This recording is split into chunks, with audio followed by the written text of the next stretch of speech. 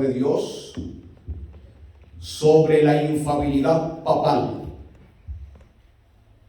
El pueblo de Dios debe estar preparado para dar respuestas a esto. La infalibilidad papal. La infalibilidad, el magisterio de la Iglesia Católica Romana lo define como inerrancia. Inerrancia significa que no hay errores, significa que no hay ningún margen de equivocación. Ellos explican que el Papa, cuando está en ex cátedra, cuando está definiendo doctrina o cuando está definiendo algún punto dogmático del dogma, entonces, cuando él está en ex cátedra dando dogma, es infalible. Inclusive, ellos los comparan con los apóstoles y con los profetas. Ellos comparan al momento cuando está el sumo pontífice en ex cátedra dando doctrina, solamente doctrina, ¿ok? Hay que ser justo en esto, en este concepto. Al dar dogma, ellos los comparan con los apóstoles y con los profetas. Ahora, esta doctrina fue dada por Pío IX, en el año 1870 aproximadamente. Él, cuando hizo el dogma de la infalibilidad, varios obispos estuvieron en contra. Varios obispos estuvieron en contra porque sabían de que eso no era del todo real.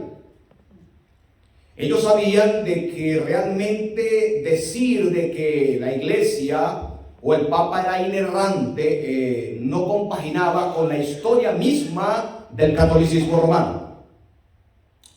Inclusive después Gregorio VII, el Papa Gregorio VII, da otro empuje un poquito más a la infalibilidad. Y él le llamó que la Iglesia no había errado nunca, ni antes, ni ahora, ni lo hará. O sea que la Iglesia nunca ha errado, según Gregorio VII. Y también entonces Pío IX habló del dogma de la infalibilidad papal. Varios obispos, entre ellos hay varios obispos que se opusieron a esto, ¿no?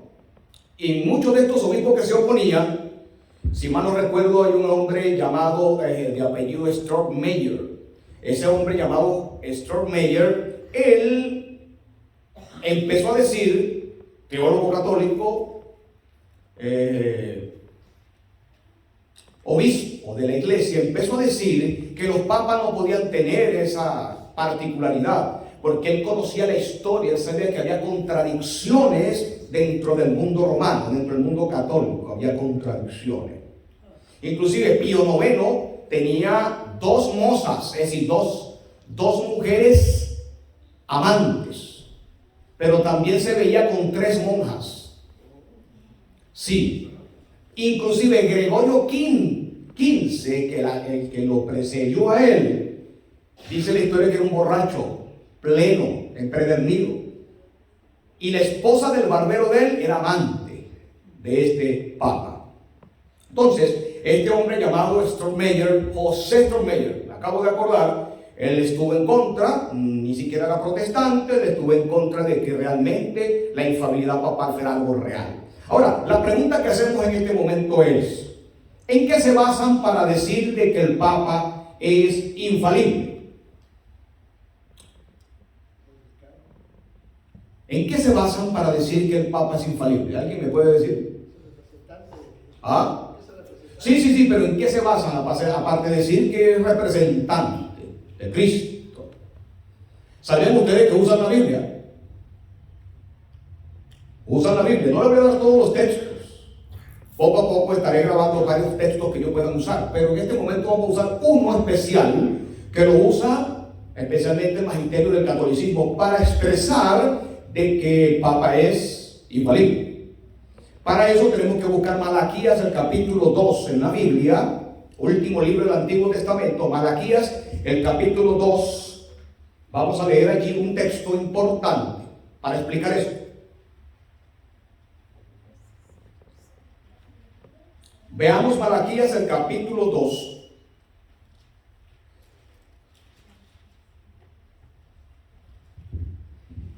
Dice las Sagradas Escrituras, Malaquías 12, versículo 7. Vean este texto. Porque los labios del sacerdote han de guardar la sabiduría. Vean esto. El labio del sacerdote ha de guardar la sabiduría. Y de su boca el pueblo buscará la ley. Vean esto. Porque mensajero es de Jehová de los ejércitos. Vean que está hablando del sacerdote. Dice que el sacerdote, el pueblo buscará en los labios de él la palabra de Dios, buscará el consejo porque él es mensajero, y como ese sacerdote es mensajero y busca la sabiduría, allí está la base para ellos decir que ellos ser sacerdotes hoy, ellos tienen la oportunidad o la autoridad de ser infalibles porque son mensajeros del Señor, y en los labios del sacerdote ha de guardar la sabiduría. Y de allí dicen, así como el antiguo pueblo de Israel buscaba en el sacerdote la ley de Dios, y era infalible su palabra, su boca, entonces también hoy, al ser sacerdote, el pueblo viene a buscar en sus mensajeros, el mensajero de Jehová, la sabiduría, y todo lo que yo diga como sacerdote o como papa, entonces es la palabra de Dios. Vean que el texto tiene algo de real de lo que ellos están diciendo, pero también tiene algo que no es real, y es lo que vamos a ver a continuación. Ellos dicen en el versículo 7, basado allí, de que el papa tiene en ex cátedra porque se parece al profeta. El profeta, el pueblo lo buscaba. El antiguo sacerdote, el pueblo lo buscaba. Sí. Iba buscando la palabra de Dios, y entonces aparecía Elías, aparecía Isaías y le mostraba la palabra de Dios. Pero ahora, lo que ellos echan por tierra es, como siempre hemos estado estudiando, que un texto es un contexto. Hay problemas cuando usamos los textos fuera de contexto. No solamente el contexto, el pasaje real de donde viene, sino el contexto del libro y el contexto judío donde estaba ese pasaje. En primer lugar, déjeme decirle que el libro de Malaquías fue escrito para reprender a los sacerdotes. Los sacerdotes en la época de Israel estaban en apostasía. Dice que el versículo 6, ya leímos el versículo 7, pero vamos ahora a leer el versículo 6, que usted puede leerlo conmigo, los que están conectados conmigo, los que están acá en la iglesia. Dice que el versículo 6, el contexto del pasaje: la ley de verdad estuvo en su boca.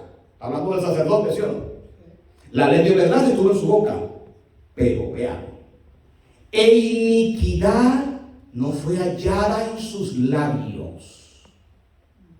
El sacerdote hablaba verdad cuando la iniquidad no fue hallada ¿en dónde? En sus labios. En paz, en justicia anduvo conmigo, y a muchos hizo apartar de la iniquidad. Está hablando de los sacerdotes que habían sido, muchos de ellos habían sido ¿qué? Fieles, habían hecho la voluntad de Dios. Vean que está hablando entonces cuando el sacerdote es guía del pueblo, cuando no se ha apartado de sus labios de la iniquidad. Pero vean el 8, estamos revisando alrededor del pasaje, el versículo 8, porque ya leímos el 7. Mas vosotros os habéis apartado del camino. Habéis hecho tropezar a muchos en la ley. ¿Qué dice la Biblia? Que ellos habían hecho tropezar a muchos ¿en dónde? Habéis corrompido el pacto de Leví, dice Jehová de los ejércitos. Le pregunto, que el versículo 8 está diciendo que había apostasía en el mundo de los sacerdotes de Israel. Dice que habían hecho tropezar al pueblo. No lo vamos a buscar porque ya lo hemos estudiado, pero en Ezequiel 28, 26, los sacerdotes, dice allí, le enseñaron al pueblo a violar los mandamientos de Dios. Entonces, veamos que este texto de Malaquías es muy usado por el magisterio del catolicismo romano, hablar de la infalibilidad papal. Lo que no sabe es que está tratando un texto que está sumergido en un mundo de errancia, está sometido, este texto está en un mundo, está en un contexto de apostasía del pueblo. Usted revisa todo el libro de Malaquías y ellos ofrecían los corderos ciegos, que era abominación. Ellos agarraban el cordero mejor para ellos, pero el hermano cuando traía el cordero, agarraban el mejor para ellos y el cojo, el manco lo ofrecían a Dios como sacrificio. Usaban el diezmo de manera errada. Los hijos de Elí utilizaban el diezmo de manera errada. Inclusive aquí aparece en las escrituras que los hijos de Elí metían hasta mujeres dentro del templo, amantes que ellos tenían dentro del templo. Todo el libro de Malaquías es una reprensión a los sacerdotes que estaban haciendo errar al pueblo de Dios. Entonces el Señor está diciendo allí de que de la boca del sacerdote se escucha la palabra de Dios mientras no haya apostasía. Cuando haya apostasía, entonces, y empiezan a enseñar lo errado de la ley de Dios, o errar al pueblo de la ley de Dios, se acaba la supuesta infalibilidad. Ahorita voy a explicar qué es la verdadera infalibilidad de manera bíblica. Entonces, mis queridos hermanos, la Biblia enseña de que el pueblo de Israel cayó en apostasía. En Mateo 21:43, ustedes pueden ver plenamente en Mateo 21:43, vamos a buscarlo, para que ustedes vean que el Señor le dio un ultimátum a Israel y le dijo que le iba a quitar el reino. Dios le iba a quitar el reino a Israel, y lo dijo en esa parábola de los labradores malvados. Dice el versículo 43 de Mateo 21: por tanto os digo que el reino de Dios será quitado de vosotros. Dios le quitó el reino de Jerusalén, el reino, perdón, de Israel, será quitado de vosotros y será dado a gente que produzca fruto de él. ¿A quién le dio Dios el reino? A los gentiles, es decir, a la iglesia. Vean, ¿el reino se le quitó a Israel? Sí, se le quitó a Israel el sacerdocio, totalmente. Ahí dice que se lo ha quitado. Vean que Apocalipsis capítulo 2 versículo 5 también dice que a la iglesia cristiana, si seguía en las apostasías de Israel, también se le iba a quitar el reino. Pero aquí se le llama el candelabro. Apocalipsis 2 versículo 5 dice: recuerda por tanto de dónde has caído, arrepiéntete y haz las primeras obras, pues si no, le pregunto, esto que aquí estamos leyendo literalmente está hablando de una condicionalidad. Pues si no, vendré pronto a ti, quitaré tu candelabro. Está hablando de la iglesia primitiva, iglesia de Éfeso, de su lugar, si no te hubieses arrepentido. No, el Señor me llamó, y como el Señor me llamó, yo hago con la iglesia con lo que yo quiera, porque Él me llamó y eso es infalible, y al ser infalible yo puedo hacer con lo que yo quiera. No. Le digo a mis amigos evangélicos, mis hermanos adventistas que me pueden escuchar, mi hermano católico el que me puede escuchar, eso es condicional. Se lo dio en Mateo 21:43 Israel, después que le contó la parábola de los labradores malvados, y después le dijo, le voy a quitar el reino. Y ahora la iglesia de Éfeso, si no te arrepientes, te voy a quitar el candelabro. Veamos. Entonces Malaquías me está hablando de un sacerdocio en paganismo, un sacerdocio en apostasía. Entonces, mi querido hermano, en este contexto, hoy vamos a hablar de la infalibilidad. Estamos dando respuesta a lo que ellos usan mucho este pasaje. Oigan esto que voy a decir. El diezmo, según el texto que acabamos de ver de Malaquías, todo el contexto del libro de Malaquías es reprensión a los sacerdotes. ¿Ok? Y es donde el Señor habla de robar a Dios, está hablando del diezmo que ellos robaban y todas las cosas a los sacerdotes. El diezmo era para los sacerdotes, correctamente. Y después del Nuevo Testamento fue dado a los apóstoles para predicar el Evangelio. Ahora, cuando hay apostasía, se pierde el derecho de recibir el diezmo. Es lo que está diciendo Malaquías. Montones de años tengo yo en iglesia buscar, que veo que usan el texto de Malaquías para recoger el diezmo. Eso está maravilloso, ese texto, porque es una represión. Dios está diciéndole a ellos que le habían robado, pero se lo está diciendo a los sacerdotes falsos. Entonces, cuando hay apostasía se pierde el derecho de recibir el diezmo y el hermano pierde la responsabilidad de diezmarle. ¿Por qué? Me dice usted, pero ¿por qué? Porque a mí me enseñaron que no importa que haya apostasía, yo sigo dando el diezmo. Tendríamos que dárselo al Vaticano entonces. Se pierde el derecho de recibirlo y el hermano pierde el derecho porque hay apostasía. El Señor dijo que le iba a quitar el reino a Jerusalén, ¿sí? O al pueblo de Israel. Le iba a quitar el reino a la iglesia primitiva si ellos no se arrepentían. Entonces, diezmarle a Babilonia es diezmarle a Satanás. Cuando el pueblo de Dios entra en apostasía y usted sigue diezmando, usted le está diezmando a Babilonia. Usted le está diezmando a los instrumentos de Satanás. Es lo que está diciendo Malaquías. Entonces, allí, hermanos, ya hemos estudiado entonces Malaquías, lo que significa que el pueblo buscaba la palabra de Dios en la boca del sacerdote, era verdad, mientras el sacerdote no estaba en ¿qué? En la apostasía. Mientras que el sacerdote estaba bien con Dios, por sus labios estaba hablando no la palabra de él, sino la palabra eterna de Dios, y esa palabra es infalible. No la persona, sino la palabra que sale de él, basado en lo que Cristo habló, es infalible. Pero si esa palabra no sale de lo que Cristo habló, no es infalible. Sea adventista en el Concilio Mundial, que a veces tratamos de esos temas allí. Porque a veces decimos, no, eso es el catolicismo. No, entre el mundo protestante, en el mundo adventista, en el mundo presbiteriano, también se usa la palabra infalible.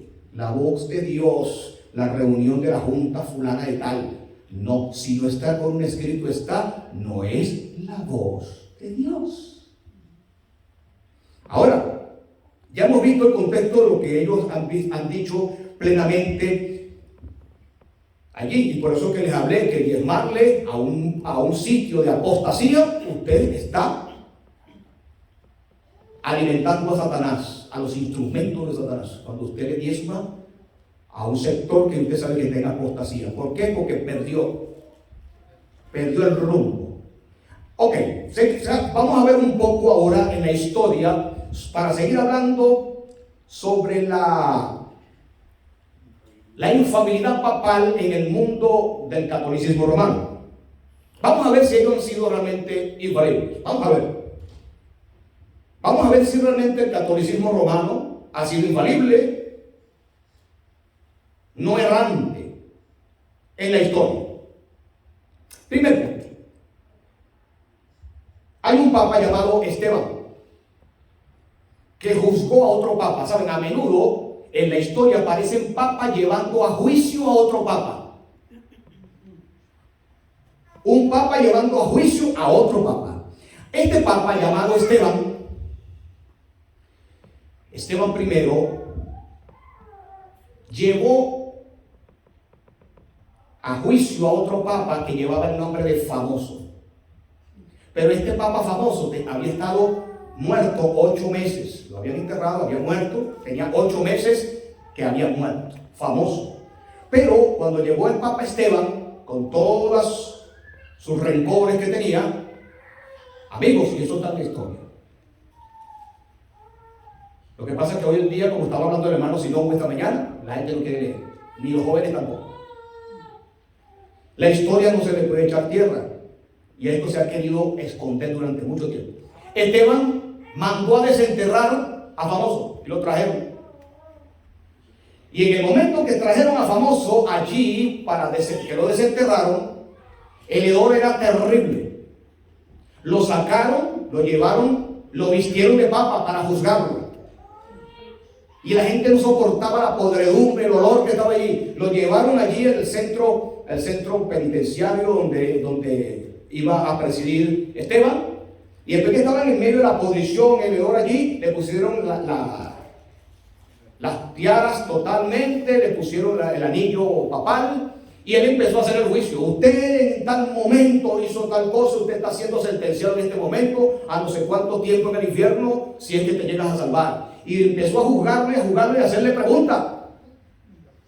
Y usted dirá, esto parece una novela. Así es, así ha sido todo esto. La realidad, pero no parece novela, es real.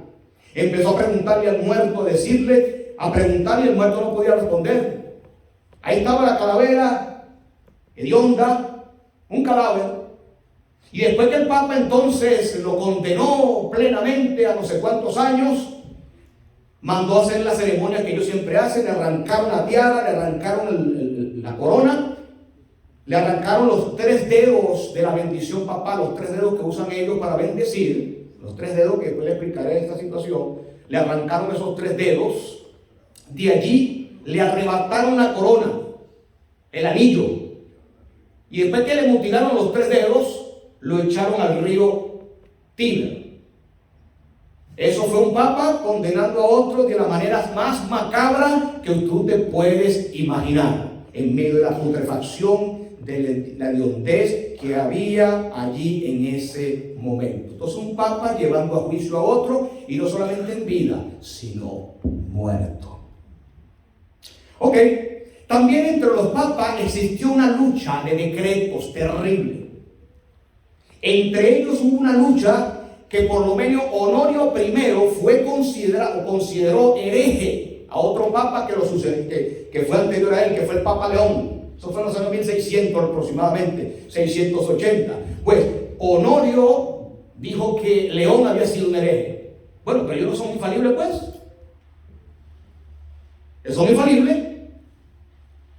Virgilio también dice la historia que condenó a varios libros extraños que había, los condenó, le dijo al concilio que esos libros que estaban dentro del magisterio eran heréticos. Después que los condenó, al tiempo le retiró la condena.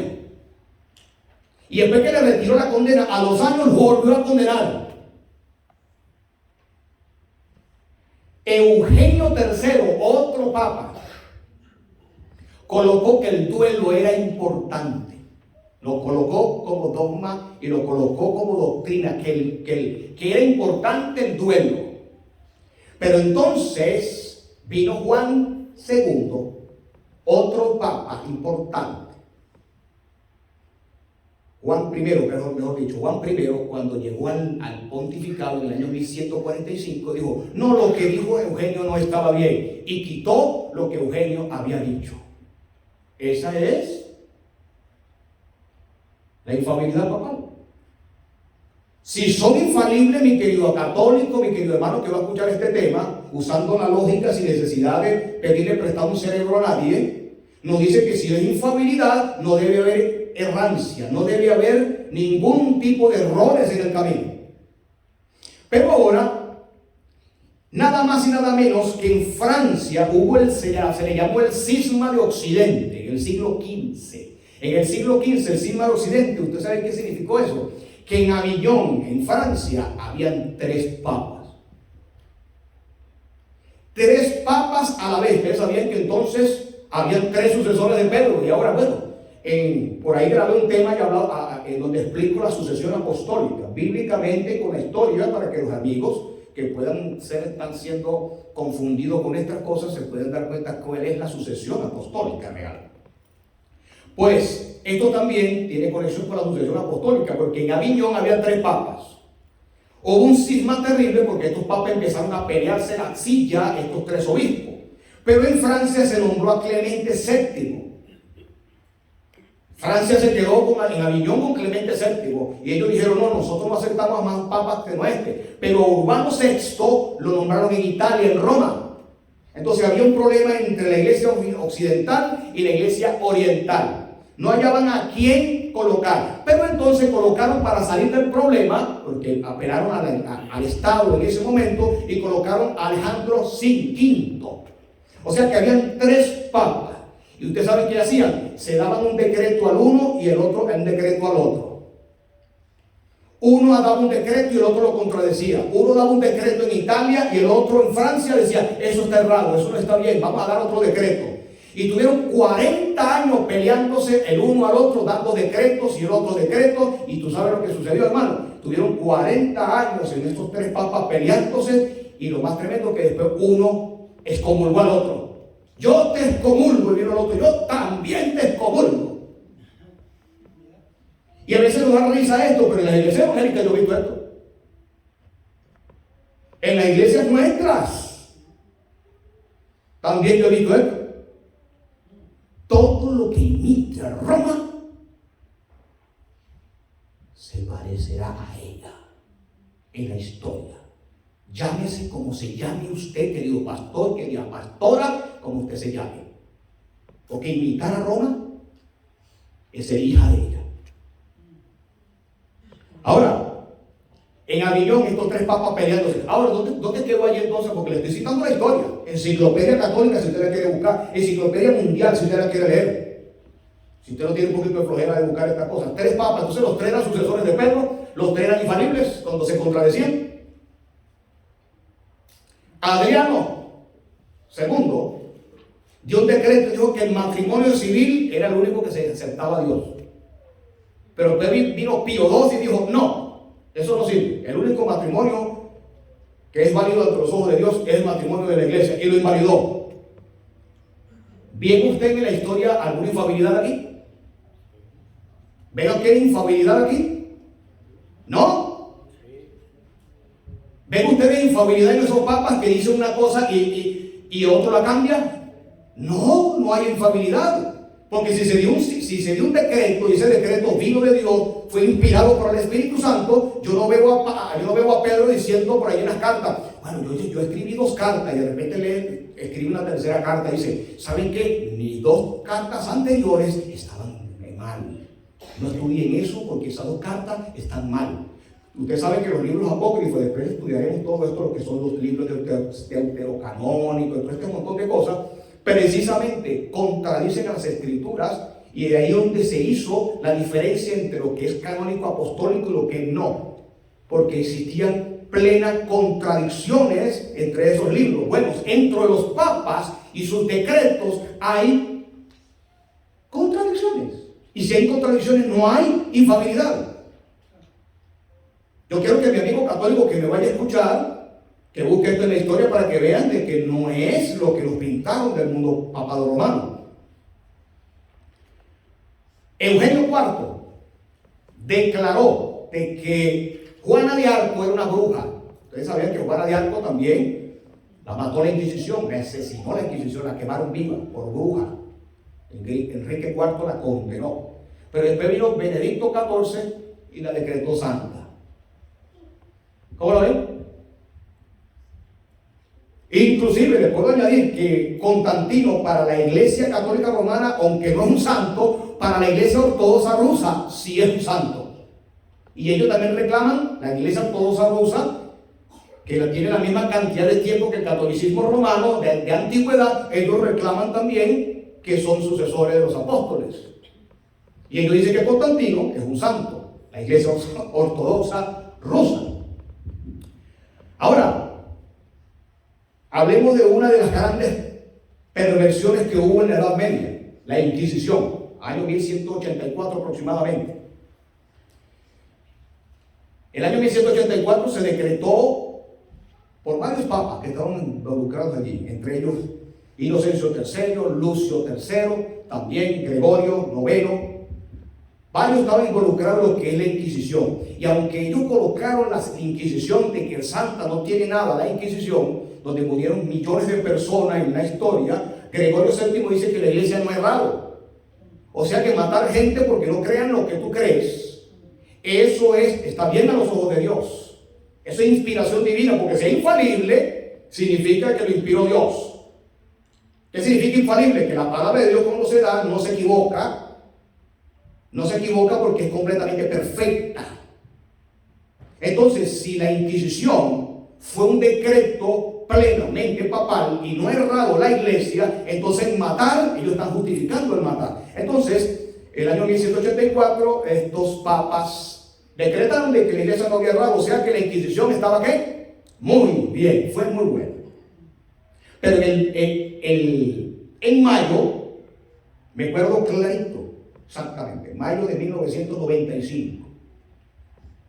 Recuerdo yo, mi papá cargaba el documento en la mano, me lo enseñó y muchos hermanos lo estaban leyendo. El año 1995, el Papa Juan Pablo II pidió perdón por la Inquisición. Bueno, pero eso no era infalible, pues.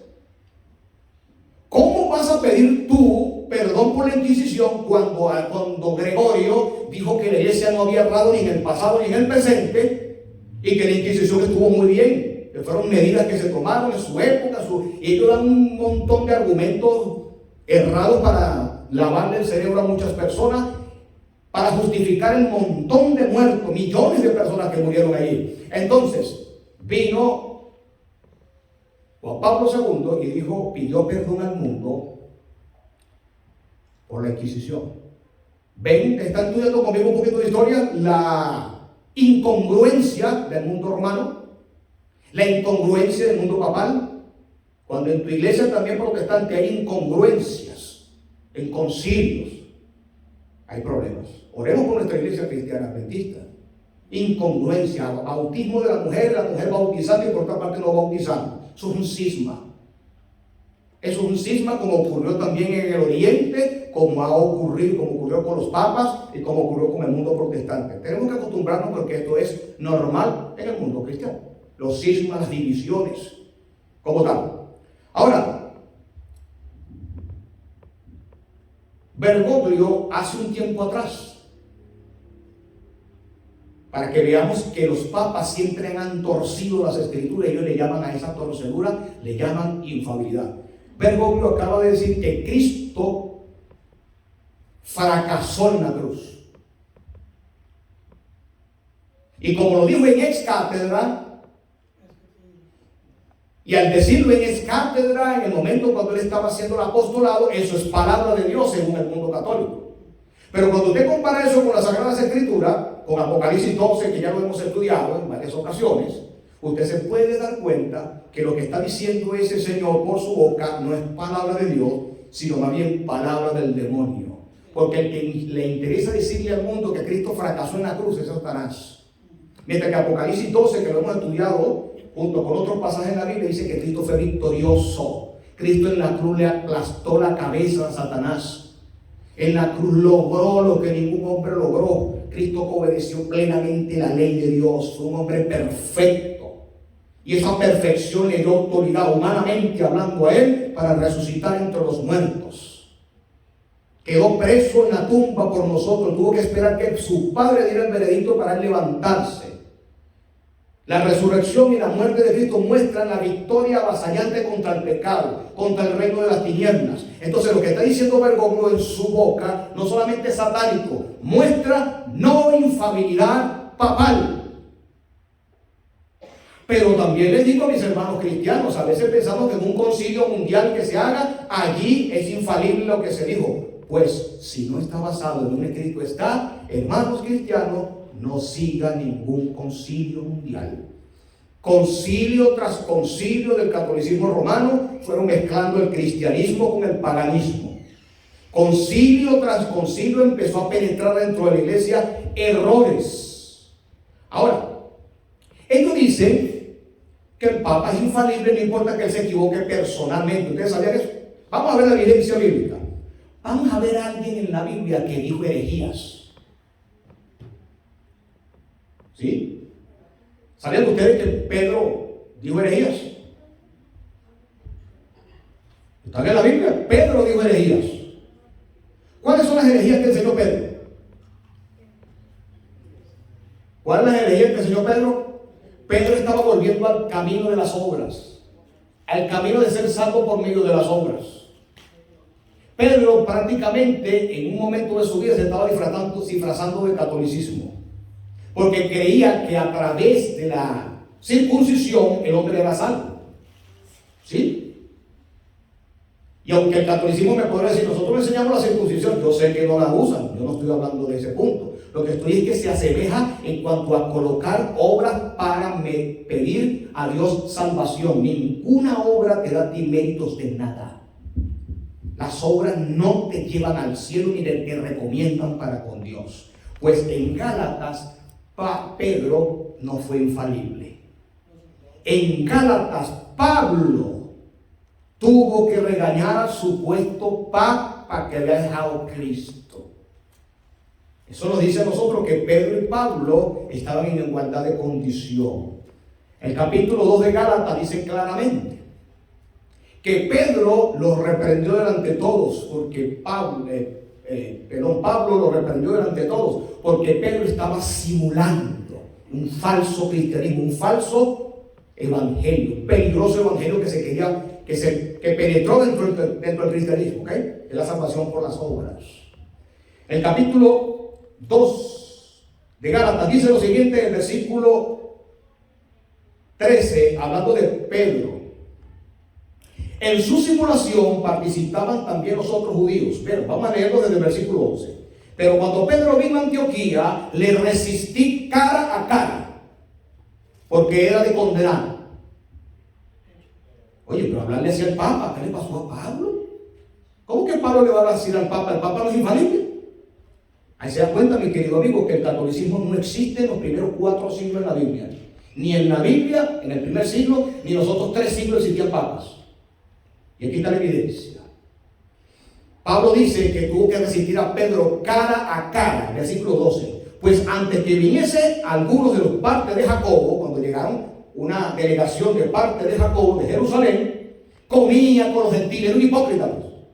Comía con los gentiles, pero después que vinieron, ¡ay!, se retraía. Se apartaba porque tenía miedo de la circuncisión. En su simulación, mira lo que dice Pablo aquí, estaba simulando. Hipocresía. En muchas versiones traducen aquí en su hipocresía. Versículo 13. En su simulación participaban también los otros judíos.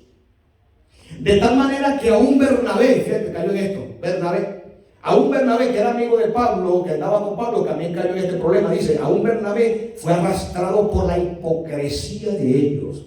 Pero cuando vi que no andaban rectamente, conforme a la verdad del evangelio, vean esto,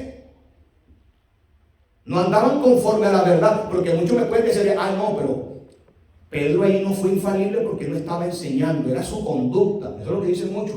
Debe decirles que ese razonamiento es raro, porque está diciendo que no andaban conforme al evangelio, no solamente en conducta, en lo que enseñaron.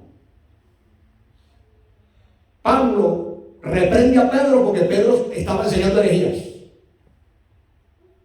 Estaba enseñando herejías. O sea que no hay un Pedro en la Biblia infalible, como siempre le han pintado al mundo. No, aquí dice, no conforme a la verdad del evangelio, dije a Pedro delante de todos, si tú siendo judío vives como gentil, no como judío, ¿por qué obligas a los gentiles a judaizar? ¿Por qué obliga a los gentiles a judaizar? Y en el versículo 16 comprueba de que no era una simple conducta de Pedro. Pedro también estaba enseñando, después que llegaron la gente de Jerusalén, judaizantes, que tenían conexiones con Jacobo. El versículo 16 dice, sabiendo que el hombre no es justificado por las obras de la ley. Vean que por qué Pablo está tocando este punto aquí, porque Pedro aún no había salido de su cáscara judía y no había salido de las tradiciones antiguas, y Pedro estaba enseñando herejías. Esto demuestra de que no había un papa infalible ni en Roma, ni mucho menos en el Nuevo Testamento. Que Pablo, que no andaba con Jesús, ni tuvo con ellos como tuvieron tanto tiempo, 3 años y medio con él, este rabino que había perseguido a la iglesia, pero que sabía lo que creía, tuvo que llamarle la atención a todos de frente por los errores que estaba enseñando Pedro. Entonces, eso nos dice a nosotros, mi querido amigo, que no había un Pedro infalible. Ok. Ese es el primer punto. Todos los apóstoles hablaron la palabra de Dios. Todos los apóstoles hablaron la palabra de Dios, pero con un escrito está. En ese momento, Pedro no estaba hablando la palabra de Dios con un escrito está. Estaba basado en su qué, en sus opiniones como judíos, y por eso que estaba enseñando herejías. Ahora, la Biblia enseña, vamos a ver la parte bíblica, ya le di un esbozo más o menos de lo que sucedió en la historia. Le nombré varios papas para que vean la contradicción. Hay mucho más que le puedo dar. Las contradicciones, las peleas entre los dogmas dentro del mundo católico romano, donde uno dice una cosa y el otro lo contradice, un papa juzgando a otro papa. Eso explica que entonces no hay infalibilidad, ni mucho menos sucesión apostólica, ni mucho menos inerrancia como la quieren enseñarle al mundo esta herejía mundial. La Biblia dice que es lo infalible. Vayan conmigo a segunda carta del apóstol Pedro. Segunda de Pedro, el capítulo 1.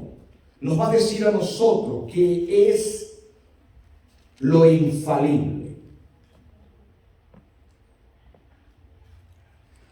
El capítulo Segunda de Pedro, importante este pasaje, que lo estudiemos en casa. Versículo 19 del capítulo 1 de segunda carta. Tenemos también la palabra profética, más que. ¿Por qué es importante la palabra profética? Porque se le ha enseñado al mundo romano, al mundo católico, de que también la tradición es importante. La tradición no puede ser infalible porque cambia, ¿no? El ser humano va cambiando. Vean cómo todos estos papas dijeron una cosa y el otro decía otra. Un papa vivo juzgando a otro papa muerto, y no solamente lo sacó de la tumba y lo colocó ahí todo podrido para juzgarlo. Increíble, pero cierto. Ahora, aquí dice que la palabra profética es más segura, a la cual estar atento como una antorcha, amigo, que lo ve. Esto es la antorcha de Dios, la antorcha infalible de Dios. Porque dice aquí, una antorcha que alumbra el lugar oscuro como está este mundo, oscuro sin Cristo, oscuro sin Dios. Sigue este libro, usted está oscuro. Sigue este libro, tu familia está oscura. Dice aquí, que alumbra el lugar oscuro hasta que el día esclarezca y el lucero de la mañana salga en tus corazones cuando te conviertes a Cristo, pero el Cristo de la Biblia, no el Cristo falso que le están enseñando al mundo. Un Cristo tradicional, un Cristo que se quedó atrás en un crucifijo. Está hablando del Cristo verdadero que alumbra en tus corazones. Dice el versículo 20, entendiendo primero esto, que ninguna profecía de las Escrituras es de interpretación privada. Cuando hay una interpretación privada en un pasaje, ya deja de ser infalible. Porque nunca la profecía fue traída por voluntad humana. La profecía no vino por voluntad humana, sino que los santos hombres de Dios hablaron siendo inspirados, ¿qué dice allí? Por el Espíritu Santo. Aquí la Biblia dice que toda la escritura es inspirada por Dios. Entonces, ¿qué es lo infalible? La palabra de Dios. Entonces, los antiguos sacerdotes, cuando hablaban la palabra de Dios, ellos no eran infalibles, pero sí lo que predicaban era infalible.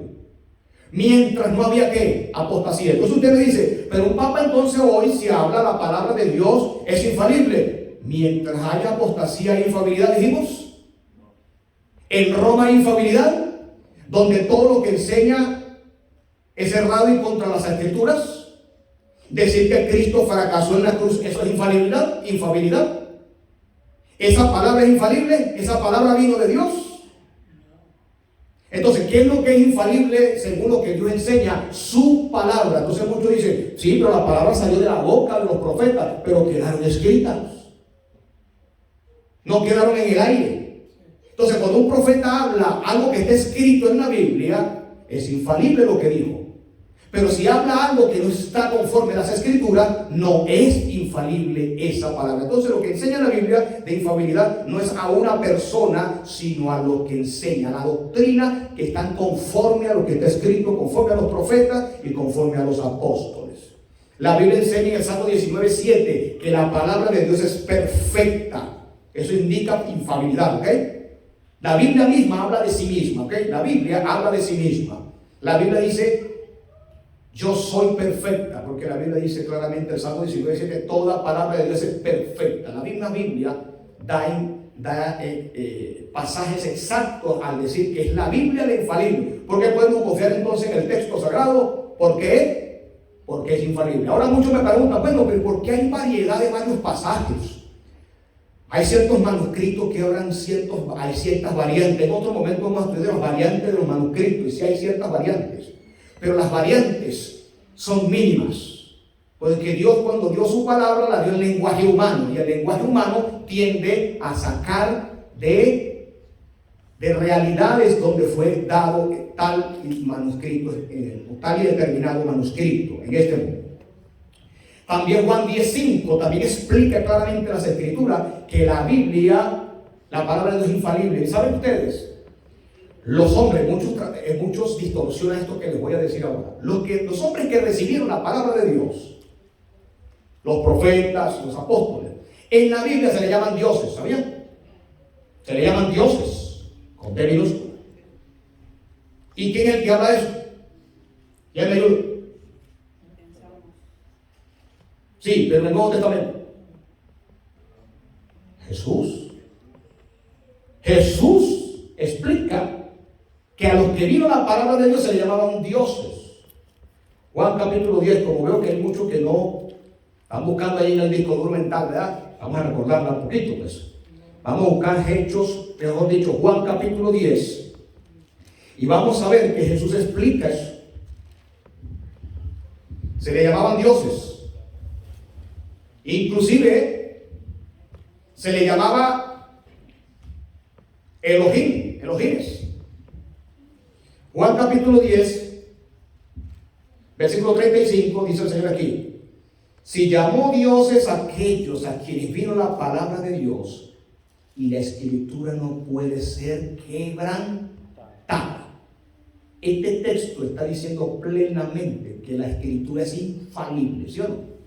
Porque no puede ser ¿qué? Este texto teológicamente nos está hablando de que la Biblia es infalible. La Biblia plenamente muestra su estado de infalibilidad. Ahora, si la Biblia hasta ahora son más de 360 profecías y todas se han cumplido de manera exactas, ellas muestran su infalibilidad. Pero los hombres que la interpretan, cuando la interpretan erradamente, ellos no pueden ser infalibles. Y ya hemos demostrado con la historia hasta ahora de que los papas no han sido infalibles. Ya le damos datos, señales, nombres, fechas, sucesos donde se han contradicho por mucho tiempo. En tantos decretos y decretos no ha habido infalibilidad. Ahora, pero en los concilios de nosotros cristianos también se han hecho concilios y concilios, ¿sí o no? Y han habido contradicciones. Antes se decía no a la ordenación de la mujer y ahora sí. Bueno, es que nosotros no manejamos nada infalible. Esos concilios que se han hecho en la iglesia, lamentablemente, copiamos a Roma. Concilio tras concilio. Ok, copiamos a Roma. Porque los que inventaron los concilios fue Roma. Pero ninguno de esos concilios podemos nosotros manejar ningún tipo de infalibilidad. ¿Okay? Si en algún momento en tu vida, hermano de la fe, hermano protestante, pensaban de que tu pastor o alguien de la iglesia era infalible, no existe infalibilidad a menos que salga de un escrito, está. Ahora quiero explicarle algo interesante. ¿Satanás en la Biblia predica, sí o no? ¿Dónde aparece Satanás predicando en la Biblia? ¿Ah? ¿Dónde? Ok, en la tentación Satanás estaba predicando. ¿Y qué estaba predicando Satanás? Vamos allá a Mateo capítulo 4. Mateo capítulo 4. En la segunda tentación, Satanás empieza a predicar. Pero yo le pregunto, ¿a quién estaba predicando? ¿A usted? ¿Ah? ¿Le estaba predicando a Jesús? Si Satanás se atrevió a predicarle a Jesús, no te va a predicar a ti. No, a mí no me va a predicar porque yo tengo 30 años en el Evangelio. ¿Él tiene cuánto? Conociendo el Evangelio distorsionado, ¿cuánto tiene? No, a mí no me va a predicar porque yo soy un teólogo que, tú sabes, la Biblia la tengo como una espadachín. No, yo soy doctor, yo soy cardenal, a mí nadie me va a enseñar y me va a sacar de mi creencia. Se atrevió a predicarle a Cristo. Mateo 4. Después, versículo 5. Entonces el diablo le llevó a la santa ciudad. Mire, fue tan osado que lo llevó. Y el Señor se dejó llevarse, lo llevó a la santa ciudad. Pero no solamente lo llevó, lo lanzó, lo colocó allá arriba en el pináculo del templo. Y le dijo: si eres el Hijo de Dios, échate abajo. Ahora apeló a las Escrituras. ¿Satanás usa las Escrituras? ¿Con qué propósito? Para, oído, pretender ser infalible. Para pretender ser infalible al decir algo y que la gente tenga que escucharlo, porque se está basando en la Biblia. Ah, no, pero mi pastor usa mucho la Biblia. Yo voy a su casa y yo lo veo estudiando la Biblia, y en mi iglesia enseña mucho la Biblia, en su casa también. ¿Sí? Y el sacerdote tal utiliza la Biblia. Y el hermano tal, en una iglesia que tenía problemas de herejías tremendas, yo pastoreé. No, este hermano era anciano de la iglesia, sí. Hermano, y tenía esa iglesia vuelta un desastre de herejías, pero lo tenían como un anciano infalible. Y entonces Jesús aquí le dijo claramente: échate abajo, porque Cristo está, a sus ángeles mandará cerca de ti. ¿Están conmigo, verdad? Pero vean que en esta estructura dice: a sus ángeles mandará cerca de ti. Y, ¿no se dan cuenta? Quizás allí porque es una plataforma de internet la que ustedes están leyendo, ¿verdad? Allí. Pero dice: a sus ángeles mandará cerca de ti. Y dice en la Biblia, en el texto que están conmigo: y en tus manos te sostendrán para que no tropiece tu pies en piedra. ¿Dónde está aquí Satanás predicando? ¿Está predicando, sí o no? Yo le pregunto, ¿Satanás usó la Biblia? ¿Usó un texto muy conocido para el mundo judío para engañar a Cristo? Pero ¿qué fue lo que Satanás hizo en este momento para intentar engañar a Cristo? En la palabra "y" se le llama en la teología omisión. Omitió una gran frase del Salmo 91:11. Pero él creía que Cristo no conocía las Escrituras, pues. Experto en las Escrituras Satanás, pero más experto era Cristo. Ahora, ¿por qué Cristo era experto en las Escrituras? Porque era Dios. Oh, cuidado con eso. Porque nunca usó su poder, su mente divina para estas cosas. Mire, más sabía Satanás que Cristo en ese momento, de muchas cosas. Más sabía Satanás en ese momento cuando estaba siendo tentado Señor Jesús allí frente a él. Muchas cosas sabía Satanás y podía apelar a muchas cosas que la mente humana de Jesús ahí. Estamos hablando de un ser, de una criatura inferior llamada Cristo, humanamente hablando, a otra criatura que había sido un ángel. ¿Quién tenía más habilidad allí entre los dos? Como criaturas, Satanás. Un ángel contra una criatura llamada Jesús, humanamente hablando. ¿Pero por qué Cristo lo derrota? Ya se los he explicado en otro momento: por la fe. Porque Cristo, aunque humanamente estaba consagrado a su Padre y supo que Satanás estaba usando las Escrituras y la estaba usando de manera distorsionada para pretender ser infalible, para agarrar las Escrituras y violentar el pasaje. Y hay personas hoy en internet que dicen: no, eso está escrito, mire, te lo estoy demostrando con las Escrituras.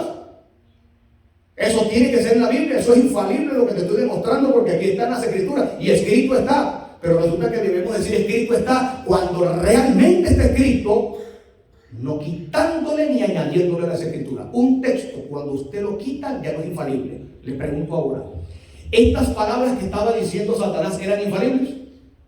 No. Pero pastor, citó el Salmo 91. No eran infalibles, aunque la citó el Salmo 91. ¿Por qué? Porque la citó mal. Esas palabras no eran infalibles las que estaba diciendo Satanás, aunque él estaba citando la Biblia, estaba leyendo el texto, porque estaba omitiendo. Un pastor que use las Escrituras distorsionadas, esas palabras que le está dando no es palabra de Dios. Un sacerdote, como se llame, que utilice las Escrituras de manera distorsionada, aunque esté leyendo el texto plenamente, hasta te lo puede leer en latín, te lo puede leer en hebreo, te lo puede leer en arameo, te lo puede leer en griego, y qué tremendamente tan brillante, te lo lee en el lenguaje original, pero está omitiendo, aunque esté citando las Escrituras. Eso no es infalibilidad. Torcer las Escrituras se le llama herejía. Entonces, ¿por qué creen ustedes que ahora los pastores modernos todo el mundo está citando la Biblia? Hasta el catolicismo, que siempre persiguió a la gente que estudiaba las Escrituras. En la Edad Media se mató millones de personas por simplemente leer este libro, hermano. Y ahora la Iglesia Romana, para lavar el nombre y hacer una estela de humo en el mundo, ahora está usando la Biblia para demostrar las cosas que cree. Pero cuando usted ve los textos que ellos están usando modernamente, textos fuera de contexto, distorsionados, eso no es palabra de Dios ni es infalibilidad. Ahora, ¿Satanás utilizó las escrituras aquí distorsionadas? Sí. ¿Las torció? Totalmente. Le pregunto, aunque usó las escrituras, ¿Satanás eran infalibles esas escrituras? Pues no, en la boca de él no, porque le estaban quitando. Los dos evangelios, de manera especial lo que es Mateo y Lucas, presentan este problema grande. Cuando él dice aquí, a tus ángeles mandará cerca de ti y me llama la atención el escritor, porque pone la I, le pone una coma y sigue la otra de abajo. ¿Usted sabe para qué? Para que estudiemos, para que veamos que falta.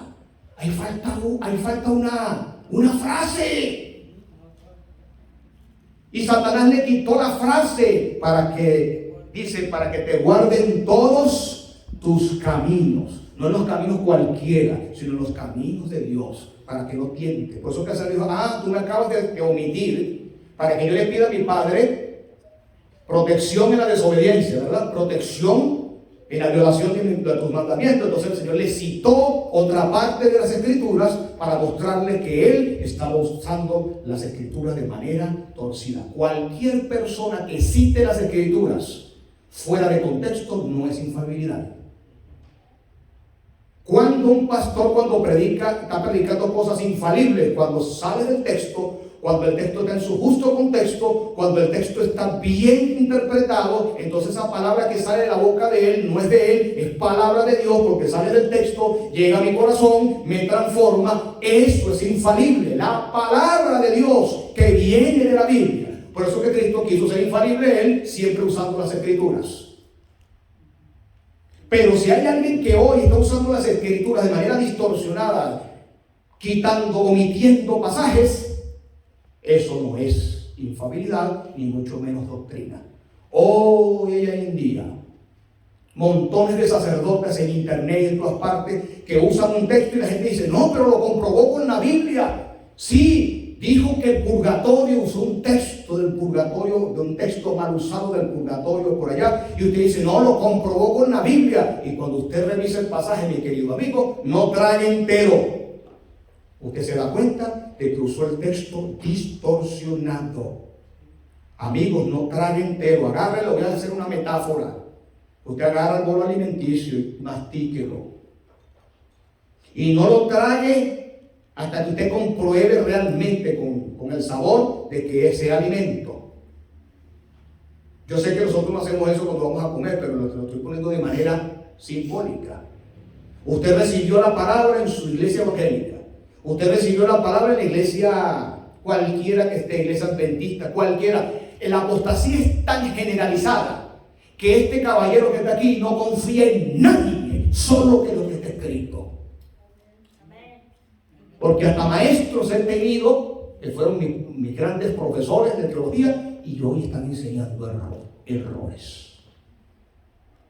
Están enseñando falsas doctrinas. Entonces, mis hermanos, cuando alguien en tu casa, cuando alguien en tu familia te cita un pasaje que pretende ser la verdad presente, que pretende ser la verdad, no lo trague. Ore al Señor antes de usted comerse esa palabra y usted mismo busque. Y aquí hemos estudiado plenamente cómo se busca en los contextos, cómo se busca en las Escrituras, cómo se busca en todas estas cosas para no dejarnos engañar. Amigos, nosotros creemos en la sola Escritura. Nosotros no utilizamos el Elena G. de White para interpretar la Biblia. Quiero aclarar esto acá. La Biblia sola es infalible. Y lo dice ella misma en sus libros. Ella simplemente es una escritora que creemos que es inspirada, como no, después lo estudiaremos, que amplía las cosas, pero ella no fue dada para interpretar Biblia. La Biblia, nosotros creemos tal igual como Lutero y los demás. Le aclaro a mis amigos evangélicos que a veces no entienden la postura adventista en cuanto al papado, muchas cosas, porque creen de que nosotros enseñamos cosas que dice Elena G. de White solamente y que nosotros la usamos a ella para interpretar la Biblia. Nosotros no la usamos a ella para interpretar. Que creemos en que ella es inspirada para avanzar como cualquier profeta, eso es otra cosa. Pero la Biblia, con la Biblia sola, nosotros creemos en la sola Escritura. Ahora, si hay alguien que me va a decir a mí de que ella fue levantada para interpretar las escrituras, usted es un hereje. O no solamente hereje, está metido en una secta.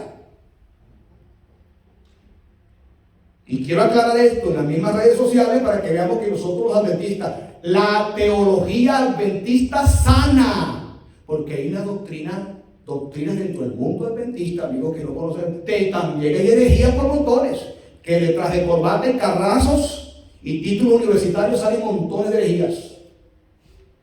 Nosotros no la usamos a ella para hacer doctrina, ni mucho menos para ni añadirle ni quitarle a la Biblia, ni para interpretarla. Simplemente sus escritos alumbran, eso es todo.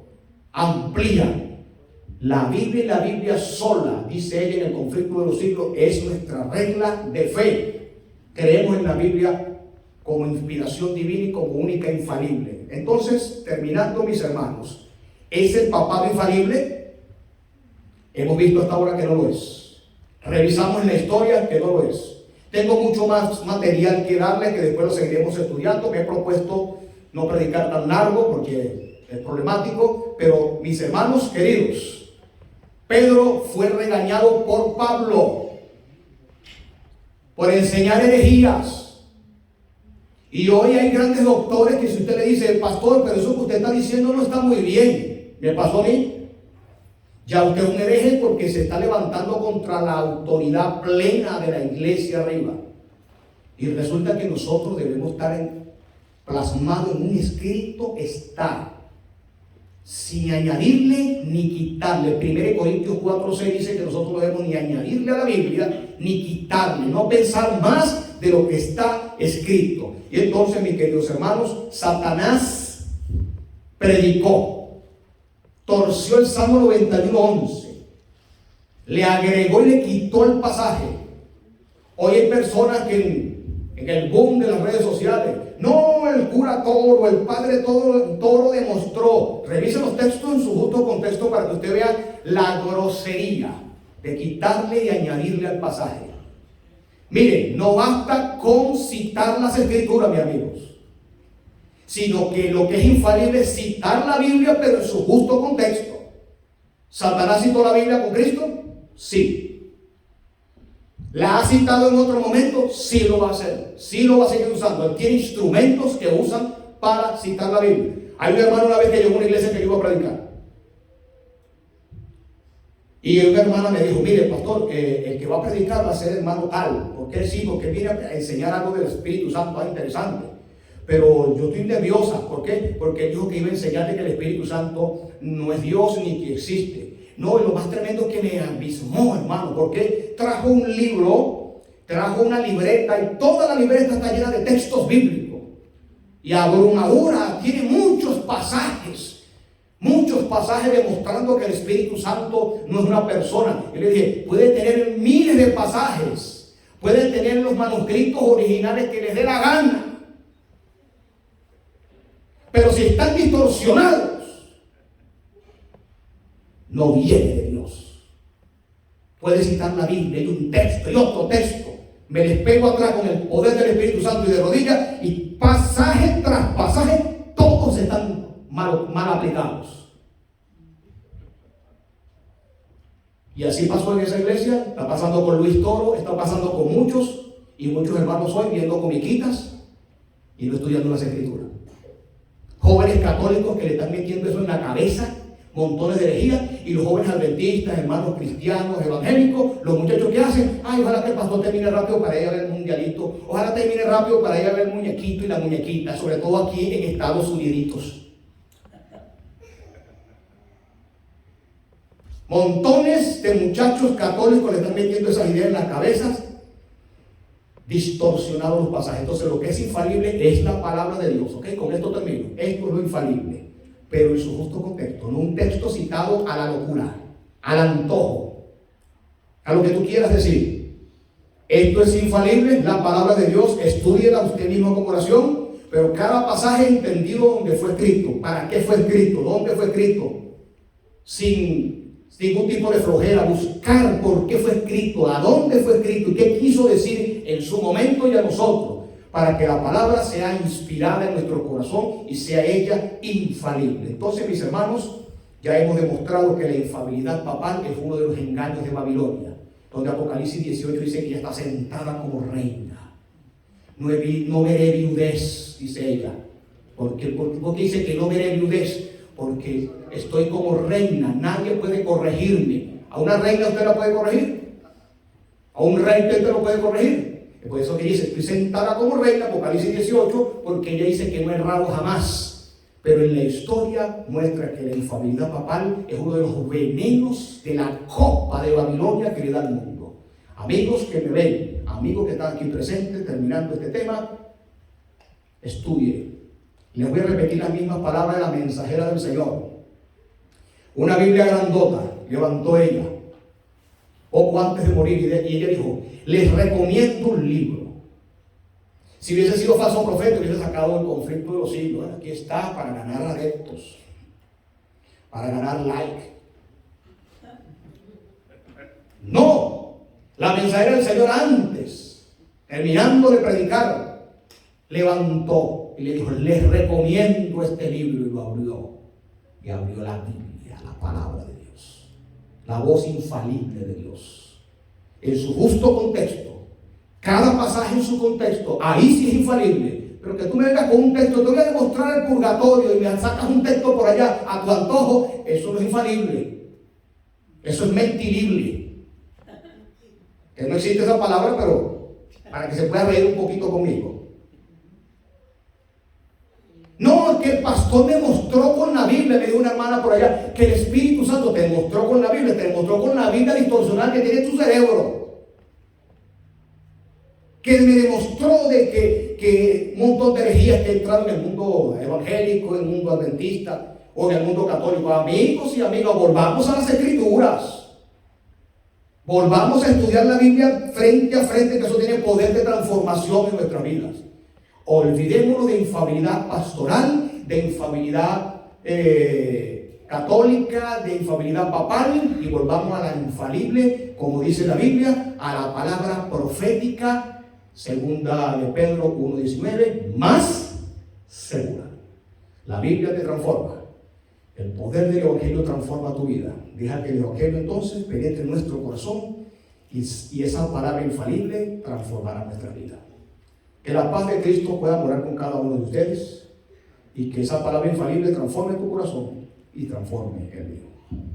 Que la paz de Cristo pueda morar con cada uno de los que están presentes. Vamos a